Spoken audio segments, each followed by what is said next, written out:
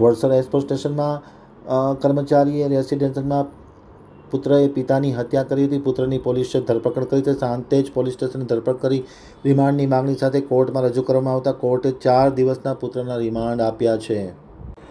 હવે જોઈએ ગાંધીનગર આમતક ન્યૂઝ બ્યુરોમાંથી જે.કે. પટેલનો એક વિસ્તૃત અહેવાલ.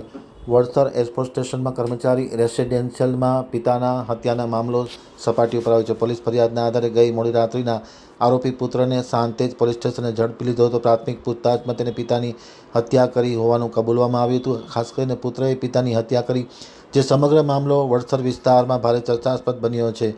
એનું મેડિકલ ચેકઅપ પણ કરવામાં આવ્યું હતું. મેડિકલ ચેકઅપ બાદ પોલીસે આરોપી પુત્રને કોર્ટમાં રજૂ કર્યો હતો અને કોર્ટે તેમના 4 દિવસના રિમાન્ડ પણ મંજૂર કરવામાં આવ્યો છે. કયા કારણોસર અને કેવી રીતના પિતાની હત્યા કરી છે, હત્યા બાદ તે ક્યાં છુપાયો હતો, તે સમગ્ર વિગતો વડસર પોલીસ સ્ટેશન અને સાંતેજ પોલીસ સ્ટેશન સંયુક્ત રીતે મેળવશે તેવું જાણવા મળ્યું છે.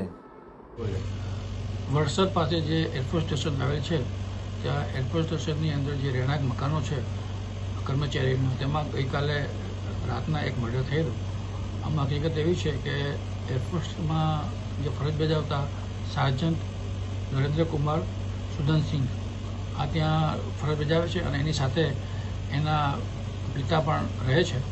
અને આ સાર્જન્ટ નરેન્દ્રકુમારે તેમના પિતા સુગનસિંહનું ગઈકાલે રાતના જે વેઇટ લિફ્ટિંગ માટેનો જે રોડ હોય છે એ રોડ એક માથામાં મારી અને ગંભીર ઇજા પહોંચાડી અને એનું ખૂન કરી નાખેલ છે.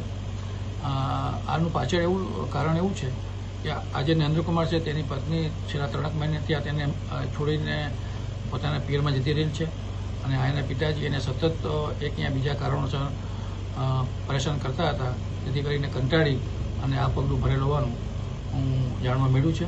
આ બાબતે પણ ત્યાં અન્ય કર્મચારીની ફરિયાદ લઈ સાથે જ પોલીસ સ્ટેશનમાં ગુનો દાખલ કરી અને આગળની તપાસ હાથ ધરેલી છે.